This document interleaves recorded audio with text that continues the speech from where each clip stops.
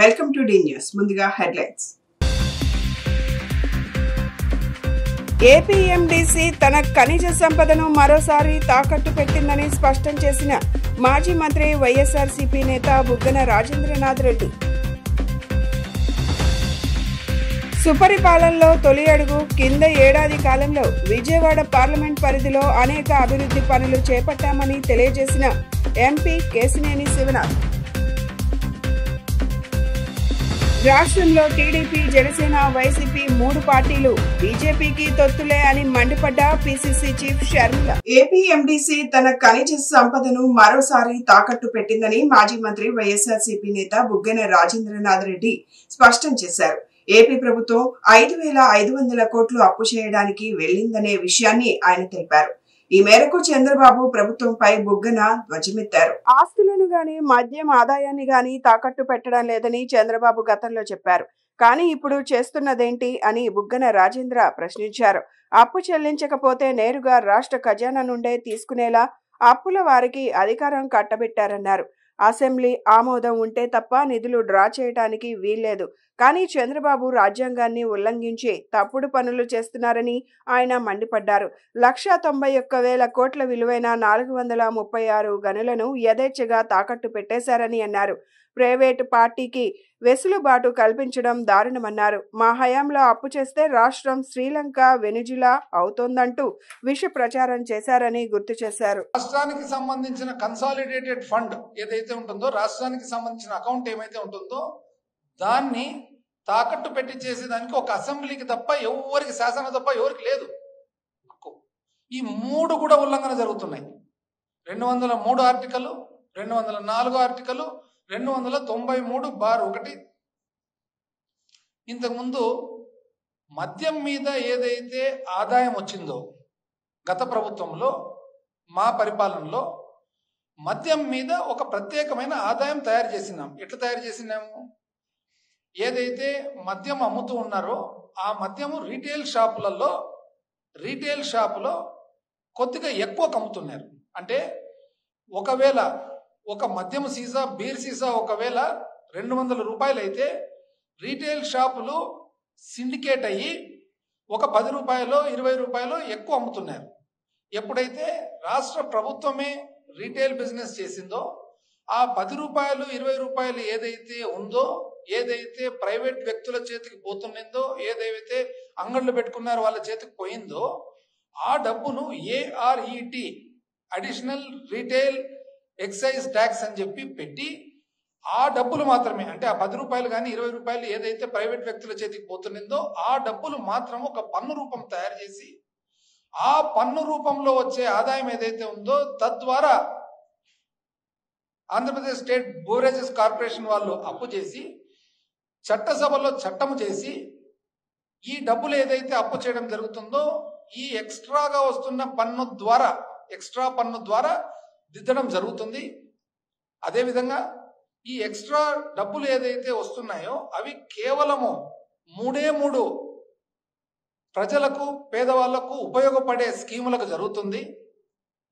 ఏదైతే ఆసరా ఉందో మహిళలందరూ కూడా, పొదుపు మహిళలకు అప్పు ఏదైతే మాఫీ చేయడం జరిగిందో వాటికి, ఏదైతే చేయూత ఉందో మహిళలందరికీ కూడా ఆదాయ వనరులు పెంచేదానికి ఒకటి, ఏదైతే వ్యవసాయదారులు రైతు భరోసా కింద సహాయం అందించిందో ఆ 3 స్కీములకు మాత్రమే ఇచ్చేదానికి చట్టము చేసి చేయడం జరిగింది.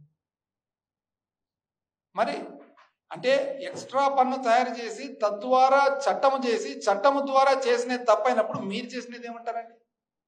ఎంత అన్యాయంగా ఇది! అంటే రోజు ప్రెస్లో వస్తుంది, చివరకు ఇది సబ్జుడిస్ కోర్టులో ఉంది. ఈరోజు కోర్టుకు పోయి కోర్టులో ఈరోజు ఇది రాజ్యాంగ ఉల్లంఘన అంటే కోర్టు ఏమనింది? వివిధ డిపార్ట్మెంట్లను మీరు మీ వాదన సబ్మిట్ చేయండి అని చెప్పినారు. మామూలుగా అయితే ఎవరు కూడా కోర్టులో ఉన్న అంశాన్ని ఎవరు కూడా దాని కోర్టులో తేలే వరకు, న్యాయస్థానంలో, గౌరవ న్యాయస్థానంలో తేలే వరకు ఎవరు కూడా ఒక నిర్ణయం తీసుకోరు. అట్లాంటిది మళ్ళీ ఈరోజు పోతున్నారు 5,500 కోట్లు.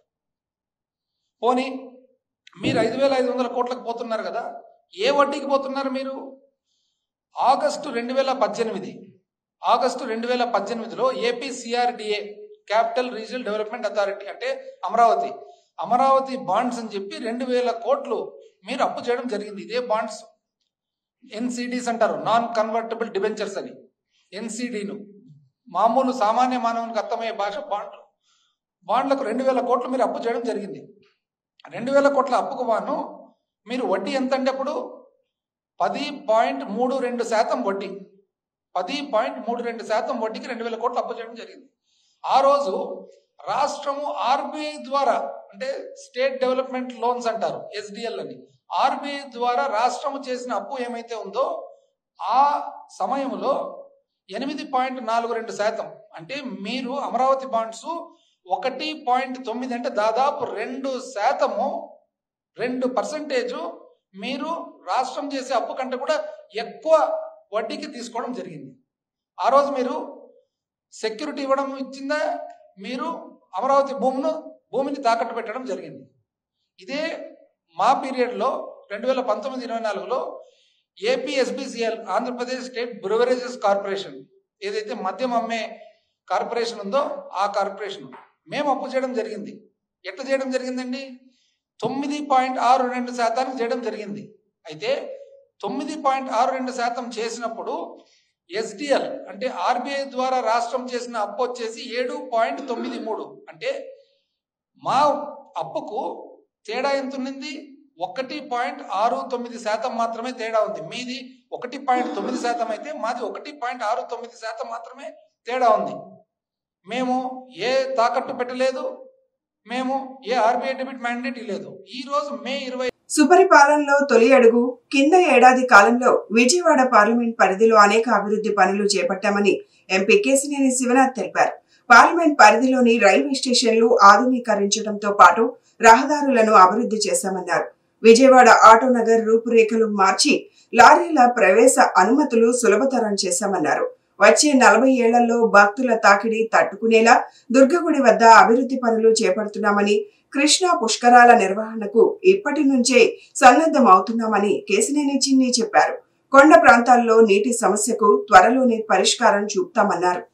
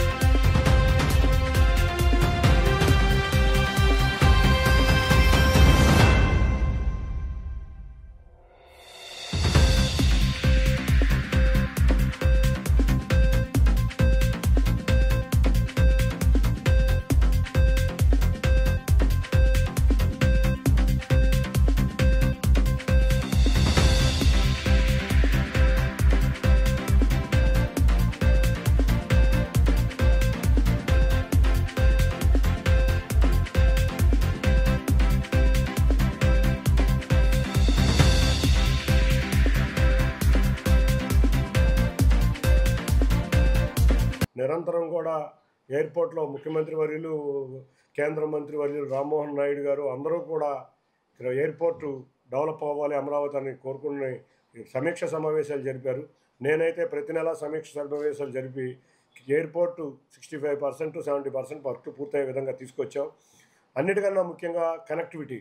రామ్మోహన్ నాయుడు గారు మంత్రి గారు అవ్వగానే 2 బాంబే ఫ్లైట్స్, 1 ఢిల్లీ ఫ్లైటు, రేపు రాబోయే కాలంలో 2 నుంచి 3 నెలల్లో వారణాసి, అహ్మదాబాద్, కొచ్చిన్, గోవా, పూణే ఫ్లైట్లు కూడా రాబోతున్నాయని తెలియజేయడానికి చాలా గర్వంగా ఉంది.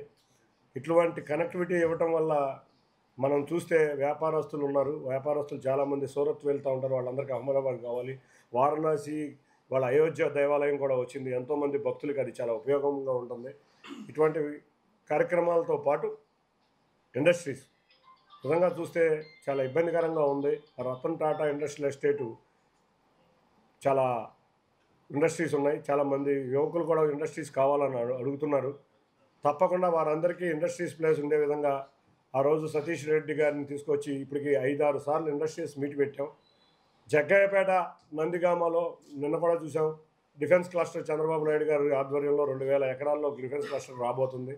దీనికి మొదటి నుంచి డిఫెన్స్ కమిటీలో నేను ఉండటం వల్ల నేను ఏ పరిశ్రమలు ఉన్నాయో బ్రహ్మోస్ని కానీ బీడీఎల్ని కానీ ఆంధ్రాకి రావాలని, ఆంధ్రప్రదేశ్ రాష్ట్రానికి అనంతపూర్లో, రాయలసీమ ప్రాంతంలో కానీ ఇటు కోస్తా ప్రాంతంలో కానీ డిఫెన్స్ పరిశ్రమలు వచ్చే విధంగా కృషి చేస్తున్నాం. దాదాపు 17 డిఫెన్స్ పిఎస్యూల్లో 12 డిఫెన్స్ పిఎస్యూలు మాట్లాడాం. అట్లాగే మచిలీపట్నంలో కూడా గోవా షిప్ యార్డ్ వచ్చే విధంగా కృషి చేస్తున్నాం.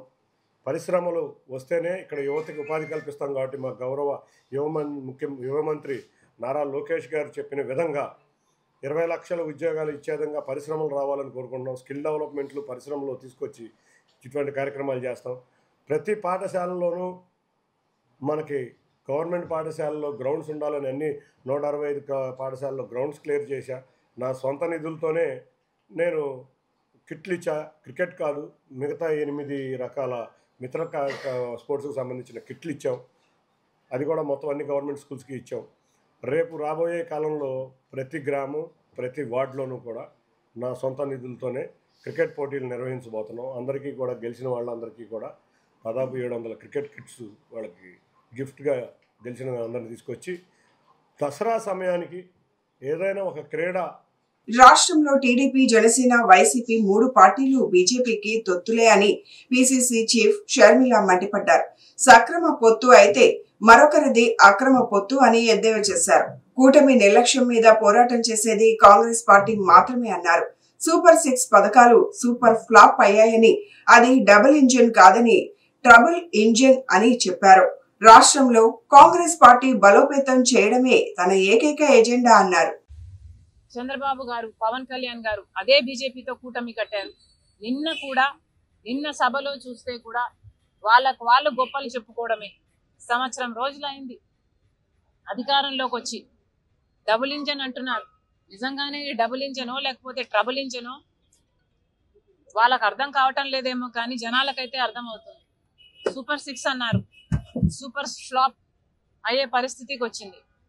ఇదే రీతిలో పోతే మాత్రం సూపర్ 6 ఎలా అమలు అవుతుందో చంద్రబాబు గారు ఆంధ్ర రాష్ట్ర ప్రజలకు సమాధానం చెప్పాలి. అన్నదాత సుఖీభవ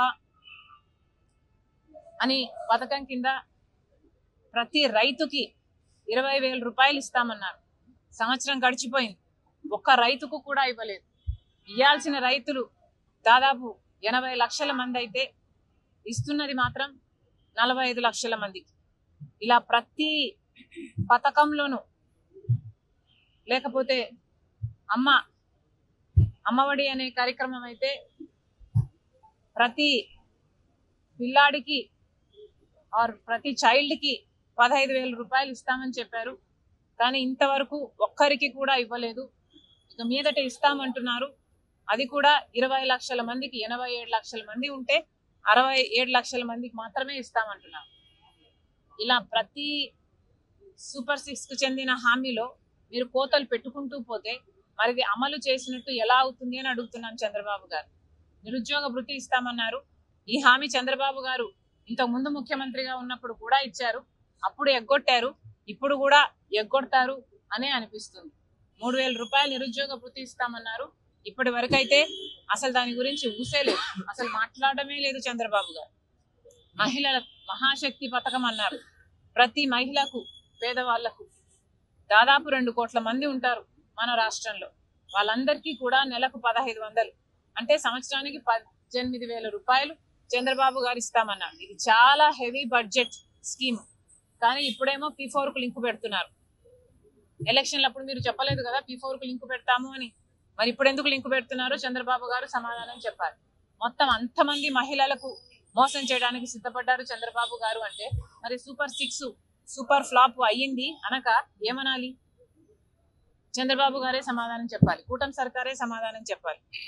గ్యాస్ సిలిండర్ కు సంబంధించి కూడా అరాకొరా ఇస్తున్నారు. ఇక మహిళలకు సంబంధించిన ఫ్రీ బస్ అయితే చాలా చిన్న పథకం. పక్కన కాంగ్రెస్ అధికారంలో ఉన్న రాష్ట్రాలు కర్ణాటక అయితేనేమి తెలంగాణ అయితేనేమి ఈ పథకాన్ని బ్రహ్మాండంగా అమలు చేస్తున్నా కూడా చంద్రబాబు గారికి మహిళలకు భద్రత కల్పించే పథకం అయినప్పటికీ కూడా దీన్ని అమలు చేయాలనిపించడం లేదు చంద్రబాబు గారు.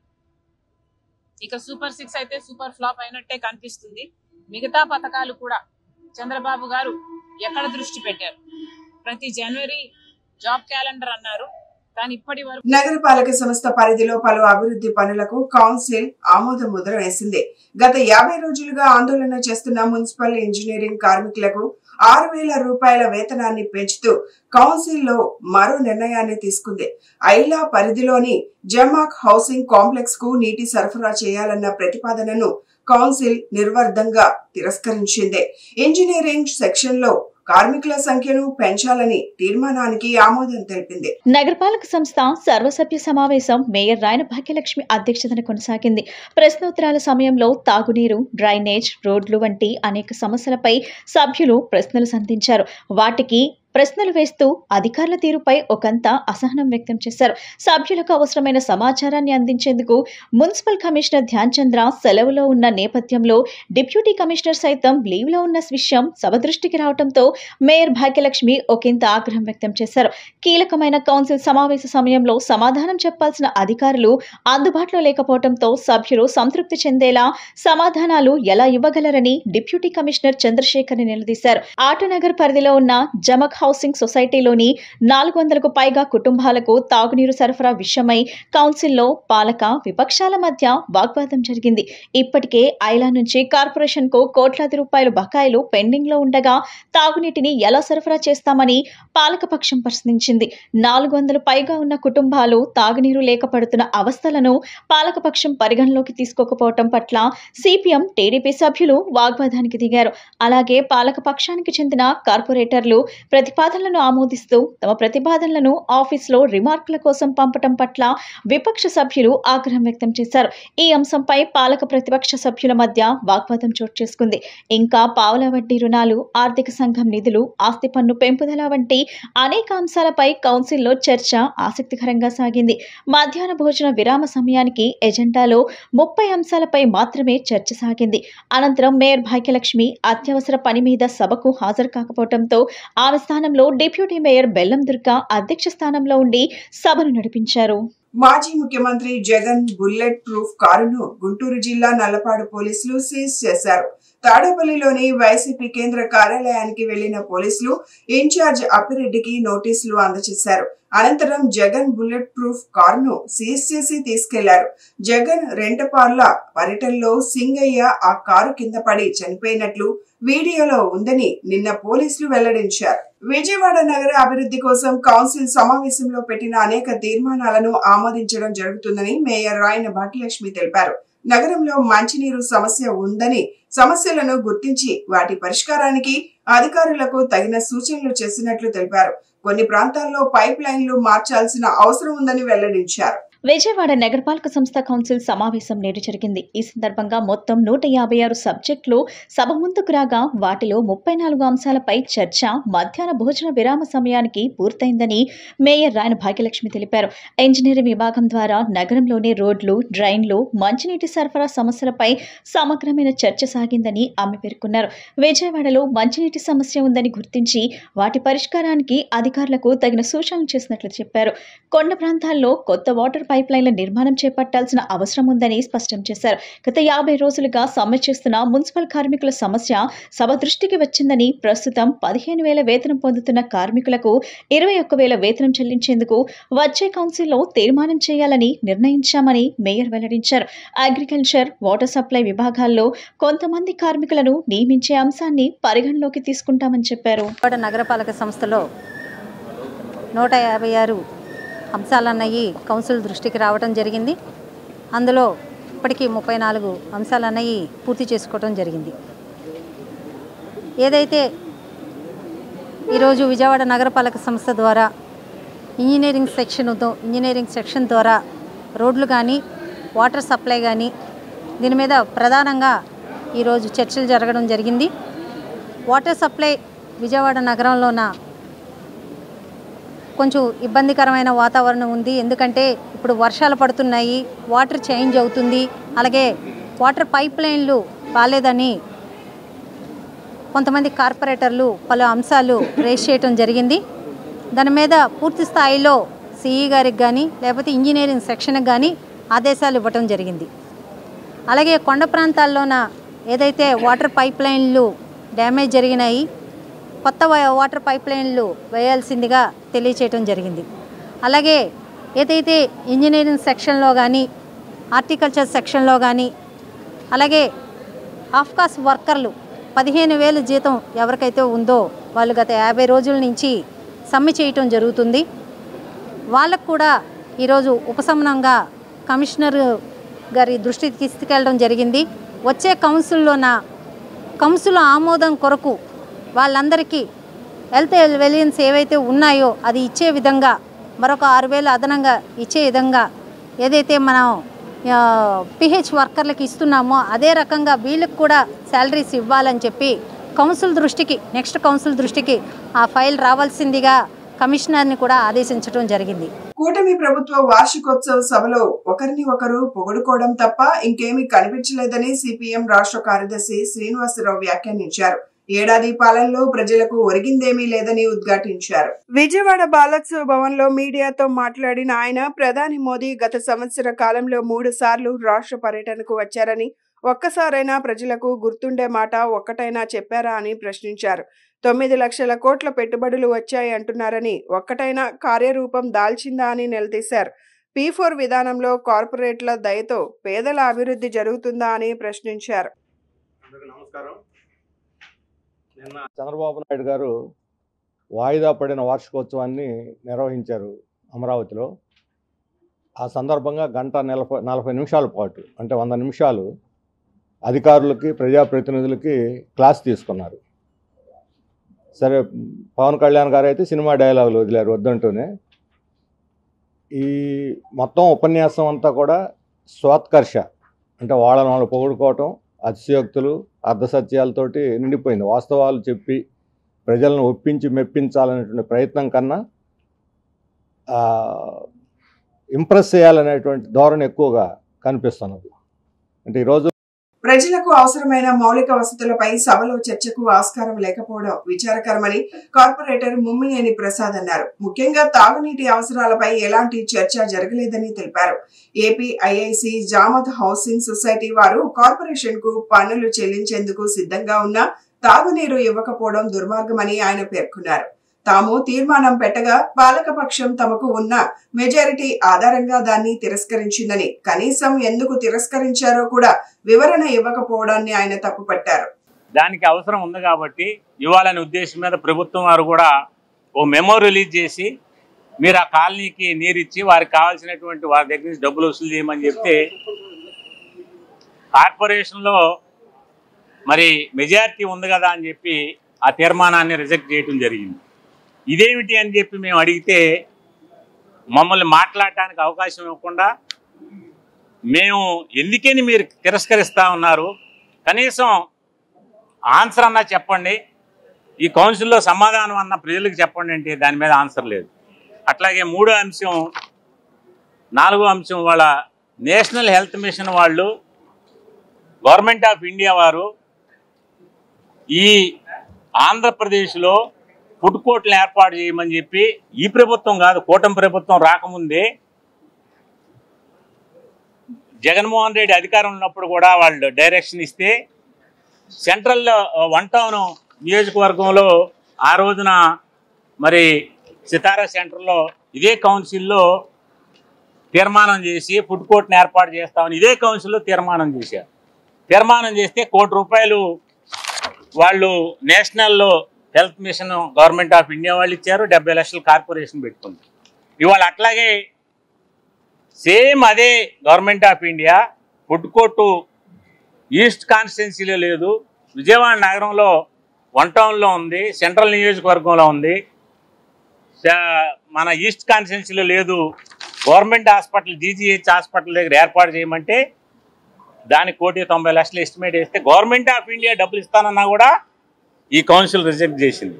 ఈ తీర్మానాన్ని రిజెక్ట్ చేశారు వీళ్ళు. అట్లాగే వాళ్ళ డిస్ప్లే డివైజ్డ్ బోర్డులు 3 నెలల నుంచి విజయవాడ నగరంలో ఇష్టానుసారంగా అధికారులు పీకేసి కమిషనర్ గారు ఆయన ఇష్టానుసారంగా ఈ అధికారులకి ఆదేశాలు ఇచ్చి వాళ్ళ కార్పొరేషన్కి రావాల్సినటువంటి సుమారు 22 కోట్ల రూపాయలు నష్టం వచ్చేటట్టు జరిగింది. దీనికి బాధ్యులు ఎవరు? వాళ్ళ గవర్నమెంట్ ఆఫ్ ఇండియా చేసినటువంటి రూల్స్ని వాళ్ళు పెట్టినటువంటి తీర్మానాన్ని ఆమోదించట్లేదు. 485 కుటుంబాలకు మంచినీళ్ళు ఇవ్వట్లేదు. ఈ కౌన్సిల్లో కనీసం చర్చిస్తామన్నా కూడా చర్చించడానికి ఆస్కారం లేకుండా వాళ్ళు ఇష్టం వచ్చింది చేస్తా ఉన్నారు. ఇంకొక విచిత్రమైన అంశం ఏంటంటే 8వ అంశం, ప్రతి ప్రభుత్వ ఉద్యోగికి కూడా చట్టపరంగా ఉద్యోగం ఇచ్చినప్పుడే నియమ నిబంధనలు ప్రతి గవర్నమెంట్ ఆఫ్ ఆంధ్రప్రదేశ్లో ప్రతి వ్యక్తికి కూడా నియమ నిబంధనలు ఉంటాయి. ఈ రకమైనటువంటి నియమ నిబంధనల ప్రకారమే వాళ్ళు ఏ ప్రభుత్వం రానియండి ఆ ప్రభుత్వ షరతులకు అనుగుణంగా లోబడి పనిచేయాల్సినటువంటి అవసరం ఉంటుంది. అటువంటిది వాళ్ళ 8వ అంశంలో ఒక అతను వైసీపీ సభ్యులు తమకు ఉన్న సంఖ్యాబలం ఆధారంగా ఇష్టానుసారంగా వ్యవహరిస్తున్నారని టీడీపీ ఫ్లోర్ లీడర్ నెల్బండ్ల బాలస్వామి ఆరోపించారు. ప్రజా సమస్యలపై ప్రశ్నిస్తే సభ్యులను సస్పెండ్ చేస్తామని బెదిరించడం దారుణమని ఆయన అన్నారు. కూటమి ప్రభుత్వం అధికారంలోకి వచ్చాక విజయవాడ నగరాభివృద్ధి జరుగుతున్నందున అది ఓర్వలేకనే ఇలాంటి పనులకు పాల్పడుతున్నారని విమర్శించారు. విజయవాడ మున్సిపల్ కార్పొరేషన్ సమావేశంలో అధికార వైసీపీ సభ్యుల ప్రవర్తనపై టీడీపీ ఫ్లోర్ లీడర్ బాలస్వామి తీవ్రంగా మండిపడ్డారు. ఆటోనగర్ ప్రాంతంలోని ఐలాకు మంచినీరు అందించాలన్న కార్పొరేటర్ మోమినేని ప్రసాద్ చేసిన ప్రతిపాదనను తిరస్కరించడం దారుణమని ఆయన పేర్కొన్నారు. కృష్ణానది ఒడ్డున ఉన్న విజయవాడ నగరంలో మంచినీటి కొరత ఉండదని ప్రతి ఒక్కరూ భావిస్తారని బాలస్వామి తెలిపారు. అలాంటప్పుడు ఆటోనగర్ లాంటి ప్రాంతానికి తాగునీరు అందించకపోవడం ప్రభుత్వ అసమర్థతను సూచిస్తుందని ఆయన పేర్కొన్నారు. ఇలాంటి ప్రజా ప్రయోజనాల తీర్మానాలతో పాటు మరికొన్ని అంశాలను కౌన్సిల్లో పెట్టినప్పటికీ అవి తిరస్కరించబడ్డాయని పేర్కొన్నారు. ఎందుకు తిరస్కరించారో స్పష్టంగా చెప్పాలని డిమాండ్ చేశారు. చర్చ జరగాలని తమకున్న అభిప్రాయాన్ని ఎన్నిసార్లు చెప్పినా పాలకపక్షం వినిపించుకోవటం లేదని తెలిపారు. ఈరోజు మరి తదా ప్రజ అన్నట్టుగా మళ్ళీ కార్పొరేషన్ జరుగుతుంది. మళ్ళీ వైసీపీ వాళ్ళు పాత రోజుల్లోకి వెళ్ళి పాలకపక్షంగా మరి వాళ్ళ జులుం చూపిస్తున్నారు. 450 కుటుంబాలు మంచినీళ్ళు అడిగితే కృష్ణానది మన పక్కన పెట్టుకొని మరి ఐలా వాళ్ళు జమా గృహాలు మరి 485 ఇళ్లకు సుమారుగా 2,500 మంది జనాభాకి 485 ఇళ్లకి 2,500 మంది జనాభాకి కార్పొరేషను మరి పైప్ లైన్ వేసి మంచినీరు అందిస్తే కనుక వాళ్ళ దగ్గర మనం మంచినీరు ట్యాక్స్ కట్టించుకోవచ్చు. కానీ కేవలం ఐలా వాళ్ళు కానీ అక్కడ ఉన్నటువంటి ప్రజలు కానీ తెలుగుదేశానికి అనుకూలంగా ఉంటారన్న ఉద్దేశంతో వీళ్ళు ఈరోజు ఈ ప్రతిపాదన తిరస్కరించడం అనేది చాలా దుర్మార్గం. తాగునీరు గతంలో అనేక ఫ్యాక్టరీలకు ఇచ్చాము, అనేక కంపెనీలకు ఇచ్చాము, అనేక సంస్థలకు మనం మంచినీళ్ళు ఇచ్చాం గతంలో. కానీ ఐలా వాళ్ళకు సంబంధించినటువంటి ఆటోనగర్లో 2,500 మంది మంచినీరు అడిగితే కృష్ణానది మన పక్కన పెట్టుకొని వాళ్ళకి మంచినీళ్ళు ఇవ్వడానికి తిరస్కరించామంటే ఇంతకంటే దుర్మార్గం అనేది ఇంకోటి ఉండదు. ఎందుకంటే ఈరోజు మనకి విజయవాడ సిటీలో కృష్ణానది మన పక్కనే ఉందని మంచినీళ్ళకి విజయవాడ ప్రజలకు ఎలాంటి ఇబ్బంది లేదనుకుంటారు. కానీ వీళ్ళు దుర్మార్గంగా మనకి కార్పొరేషన్కి మేము ట్యాక్స్ కడతాము, మాకు మంచినీళ్ళు ఇవ్వమంటే కూడా తిరస్కరించారంటే వాళ్ళ యొక్క అహంకారానికి ఇది మూలంగా చెప్పొచ్చు మనం. ఈరోజు అధికారులు చాలా ప్రతిపాదనలు విజయవాడ నగర అభివృద్ధి కోసం మరి ఎమ్మెల్యేల సహకారంతో కొన్ని ప్రతిపాదనలు పెడితే వాటన్నిటిని కూడా తిరస్కరించడానికి ఈరోజు దుర్మార్గంగా కౌన్సిల్లో వైసీపీ వాళ్ళు ప్రజా సమస్యల పట్ల పాలకపక్షం అనుసరిస్తున్న వైఖరిని సిపిఎం ఫ్లోర్ లీడర్ బోయ సత్యబాబు తీవ్రంగా నిరసన తెలిపారు. ఆస్తి పన్ను సర్వేను నిలిపివేయాలని ఆయన డిమాండ్ చేశారు. సిద్ధంగా ఉన్న టిట్కో JNNURM ఇళ్లను లబ్ధిదారులకు అందచేయాలని ఆయన కోరారు. కూటమి ప్రభుత్వ అధికారంలోకి వచ్చాక ఒక కొత్త పెన్షన్ కూడా మంజూరు చేయలేదని ఆయన ఆగ్రహం వ్యక్తం చేశారు. ప్రజా సమస్యలపై కౌన్సిల్ వెలుపల లోపల తమ పార్టీ తరపున పోరాటం సాగిస్తామని సత్యబాబు స్పష్టం చేశారు.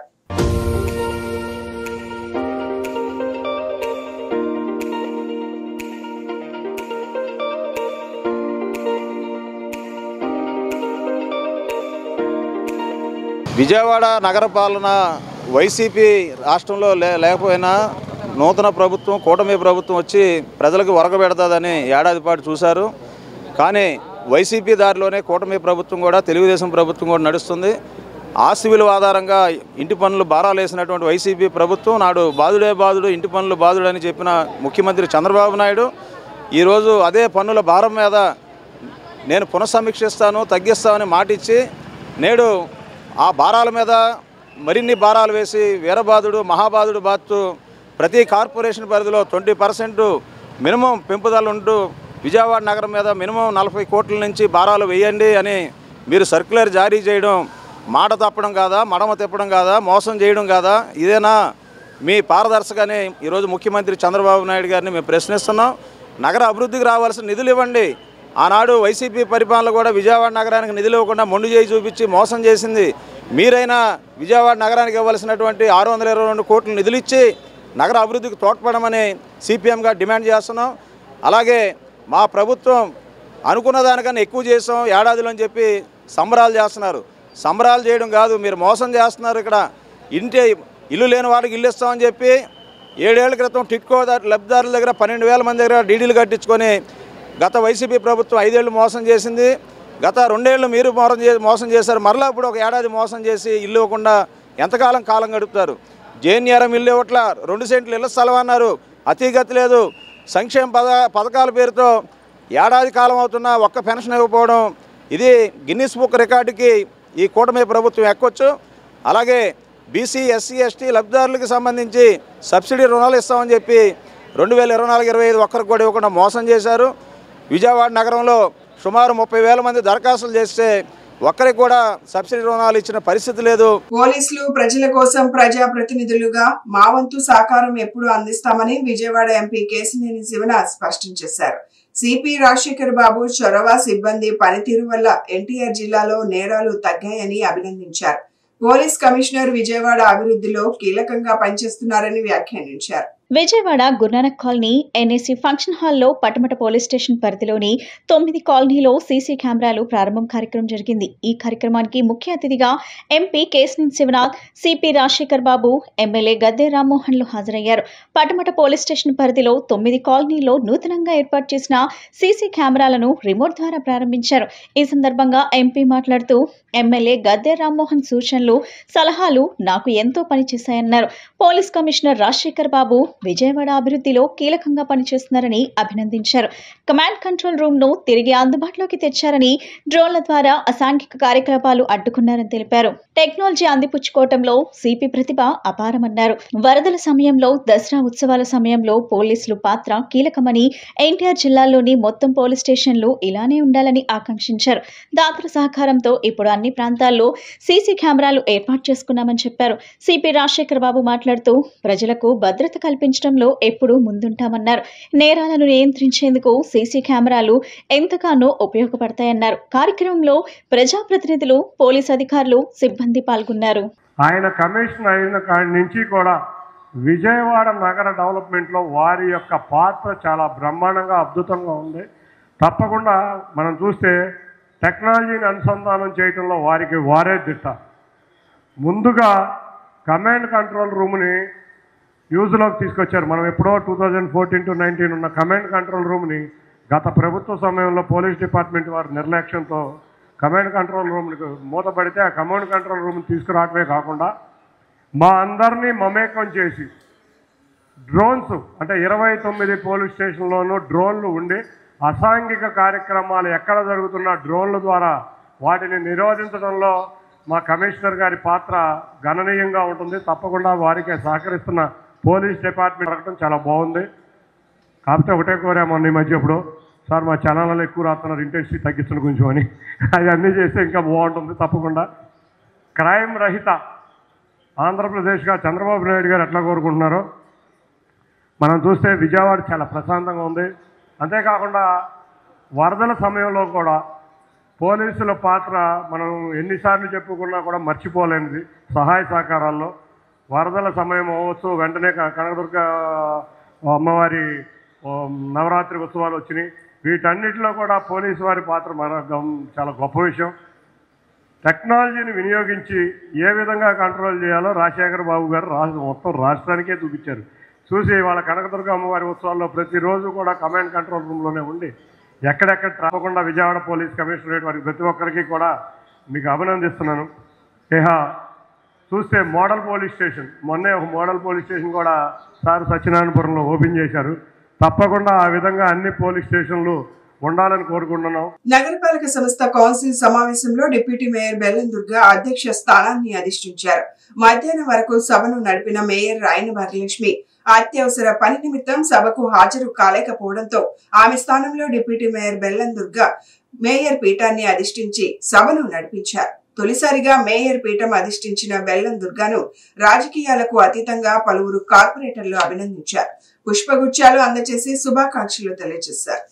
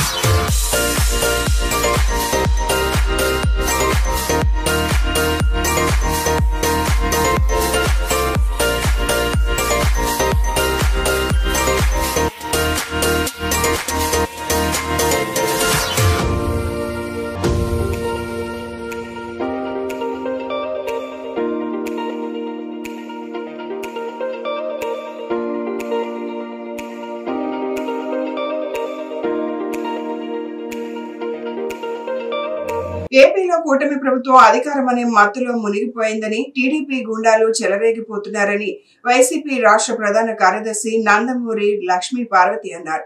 చంద్రబాబు ముఖానికి పట్టుమని 10 మంది కూడా రారు. అందుకే వైఎస్ జగన్ కు వస్తున్న ప్రజాదరణ చూడలేక కళ్లల్లో నిప్పులు పోసుకుంటున్నారు.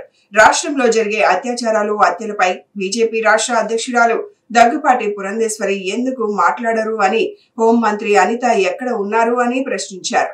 లోకేష్ కు పొలిటికల్ నాలెడ్జ్ లేదు. లోకేష్ షాడో సీఎం, చంద్రబాబు పని లేక మూలన కూర్చున్నారు. సిగ్గు మాలిన తండ్రి కొడుకులతో ఏపీలో పనికి మాలిన పాలన నడుస్తోందని విమర్శించారు. తిట్టడానికి మాత్రం ఆమెను పంపిస్తూ ఉంటారు. నిన్న చూశాను నేను, మానవత్వం లేదు అది ఇదని మాట్లాడుతుంది. అసలు మీ మార్ఫింగ్లకి, మీ అబద్ధాలకి, మీరు చేసే ఎప్పటికప్పుడు మీ కుట్ర రాజకీయాలకి ఇదేనా అసలు పరిపాలన అంటే? చంద్రబాబు, ఇదేనా నువ్వు ఏదో 40 ఏళ్ళ ఇండస్ట్రీ అని చెప్పుకునే గొప్ప రాజకీయ జీవితం? నీ కొడుకుని తీసుకొచ్చి ఒక షాడో ముఖ్యమంత్రి వాడు ఈరోజు, నువ్వేమీ లేవు, నువ్వు ఒక అసమర్థుల్లాగా మూలబడి ఉన్నావు. అదేవిధంగా ఇక నీ కొడుకు ఇష్టం వచ్చినట్టు, వాడికేమీ తెలియదు, ఓనమాలు కూడా రావు రాజకీయాల్లో. అందువల్ల తనకు తెలిసింది ఏంటంటే, నేను భయపెట్టేస్తే, అది కూడా భయం ఈయన పెట్టడం కాదు, ఆ పోలీసులు అధికారం అండగా చూసుకొని పోలీసుల చేతిలో పెట్టుకొని ఇష్టం వచ్చినట్టుగా ప్రతిపక్ష నేతలను ఎవరు మాట్లాడి మీ పరిపాలన బాగాలేదంటే తీసుకుపోవటం. అదేవిధంగా ముఖ్యంగా ఈ రాష్ట్రంలో ఈ 1 ఇయర్లో ఆడపిల్లల మీద జరుగుతున్నటువంటి అత్యాచారాలు ఇంతవరకు స్వాతంత్రం వచ్చాక రాజకీయ చరిత్రలో, అంతకుముందు ఎక్కడో నిజాం టైంలో రజాకారుల ఉద్యమాల్లో మహిళల మీద అత్యాచారాలు దారుణంగా జరిగాయి అనేది మనం విన్నాము.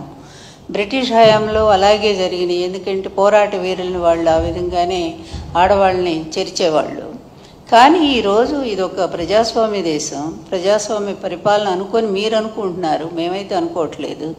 ఈవీఎంల సాయంతో వచ్చినటువంటి దరిద్ర పరిపాలన మీది ప్రభుత్వం ఇది. ఈ ప్రభుత్వంలో మీరు చేస్తుంది ఏంటంటే ఇదిగో ఇట్లాంటి అనాచారాలు. మీ పార్టీ వాళ్ళు ఏదో పని చేసినా సరే వాళ్ళకి ఏ విధమైన శిక్షలు లేవు. వాళ్ళు మహిళల్ని భయంకరంగా మరి మీ సోషల్ మీడియాలో ఇష్టం వచ్చినట్టు వాళ్ళ వ్యక్తిత్వ హననాన్ని చేస్తుంటే దానికి ఏ విధమైన శిక్షలు లేవు. కానీ సాక్షి మీడియాలో ఒక అనలిస్టు ఒక విషయాన్ని చెప్తూ దాన్ని మాట్లాడితే దాన్ని తీసుకెళ్ళి కొమ్మినేని గారికి అంటగట్టి అప్పటికప్పుడు ఆయన మీద కేసు పెట్టి తీసుకెళ్ళి ఇదా మీ పరిపాలన? ఇది సుపరిపాలన అంటారా? బులెటిన్ ముగించే ముందు హెడ్లైన్స్ మరొకసారి. ఏపీఎండీసీ తన ఖనిజ సంపదను మరోసారి తాకట్టు పెట్టిందని స్పష్టం చేసిన మాజీ మంత్రి వైఎస్ఆర్సీపీ నేత బుగ్గన రాజేంద్రనాథ్ రెడ్డి. సుపరిపాలనలో తొలి అడుగు కింద ఏడాది కాలంలో విజయవాడ పార్లమెంట్ పరిధిలో అనేక అభివృద్ధి పనులు చేపట్టామని తెలియజేసిన ఎంపీ కేశినేని శివనాథ్. రాష్ట్రంలో టీడీపీ, జనసేన, వైసీపీ 3 పార్టీలు బీజేపీకి తొత్తులే అని మండిపడ్డ పీసీసీ చీఫ్ షర్మిల. ఇవి ఈనాటి bulletin updates. Keep watching the news.